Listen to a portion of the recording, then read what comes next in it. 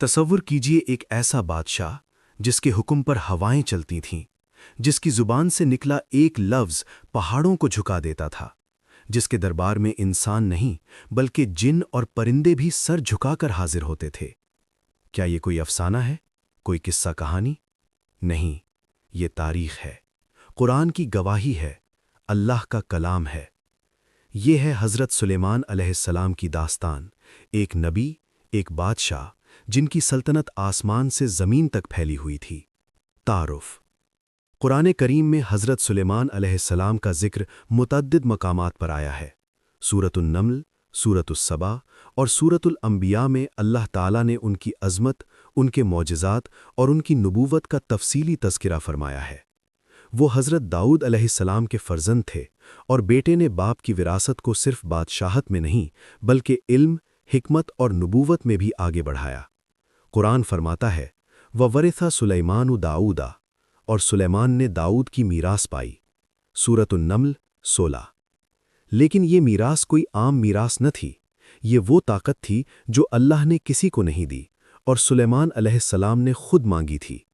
منظر اول، وہ دعا جو تاریخ بدل گئی۔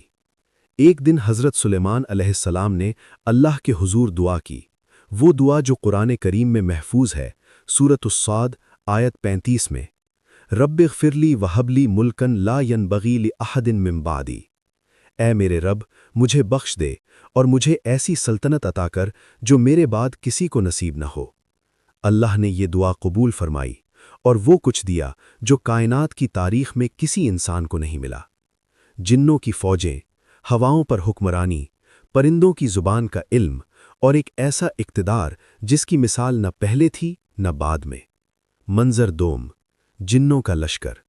سورۃ النمل آیت 17 میں اللہ فرماتا ہے، جن، انسان اور پرندے سب حضرت سلیمان علیہ السلام کے لشکر میں شامل تھے اور یہ سب ایک نظم و ضبط میں چلتے تھے۔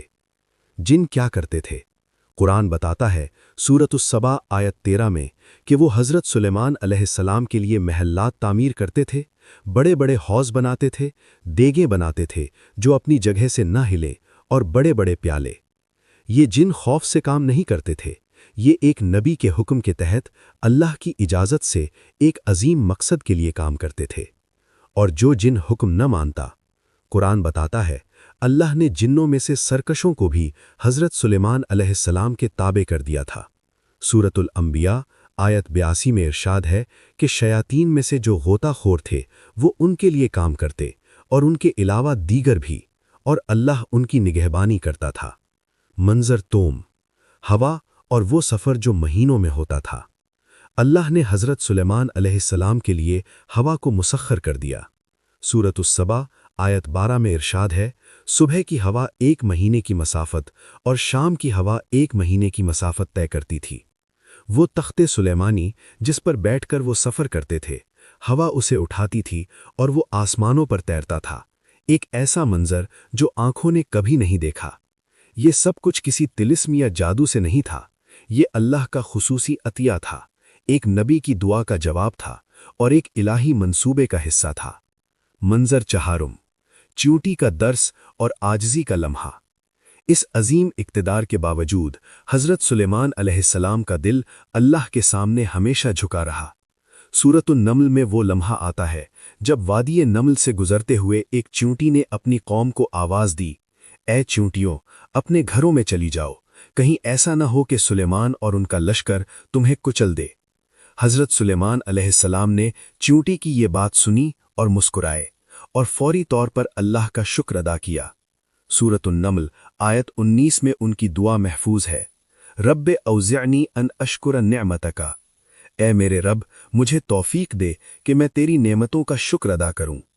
یہی فرق ہے ایک نبی اور ایک عام بادشاہ میں۔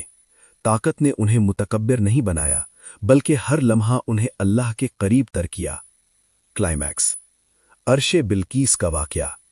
ڈاکیومنٹری کا سب سے حیران کن منظر آتا ہے، ملکہ سبا جسے عربی میں بلقیس کہا جاتا ہے کا واقعہ۔ حضرت سلیمان علیہ السلام نے فرمایا، اس کا تخت میرے پاس لاؤ اس سے پہلے کہ وہ خود یہاں پہنچیں۔